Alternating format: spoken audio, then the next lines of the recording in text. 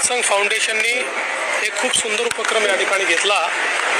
संगमावर जाऊन संगमाचं पाणी ते या ठिकाणी घेऊन आले आणि लोकांना ज्यांना महाकुंभाला जाता येत नाही त्यांच्याकरता या ठिकाणी त्यांनी सोय केली। सोबत महाराष्ट्रातले जे प्रमुख संत आहेत त्या संतांच्या पादुका देखील या ठिकाणी आणलेल्या आहेत। एक प्रकारे ज्या लोकांच्या मनात शल्य होतं की इतका मोठा कुंभ पर्व चाललेला आहे पण काही कारणाने आम्ही पोहोचू शकत नाही, त्यांच्याकरता ही व्यवस्था अतिशय चांगल्या प्रकारे त्यांनी केली आहे।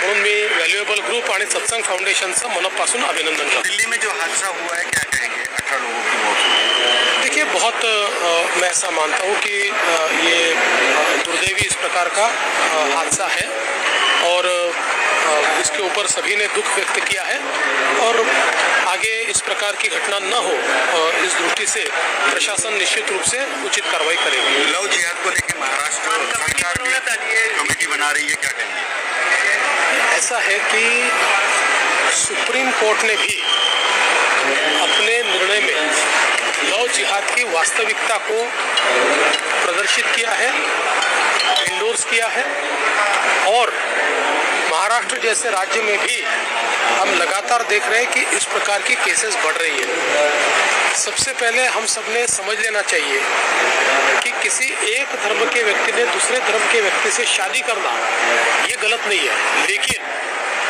डिफ्रॉड करने की दृष्टि से, बरगलाने की दृष्टि से, झूठी बातें बताकर, झूठी आइडेंटिटी दिखाकर शादियां कर लेना और बच्चे पैदा करके छोड़ देना, ये जो घटनाएं हो रही हैं बहुत गंभीर घटनाएं हैं। इसके ऊपर निश्चित रूप से कार्रवाई करनी पड़ेगी।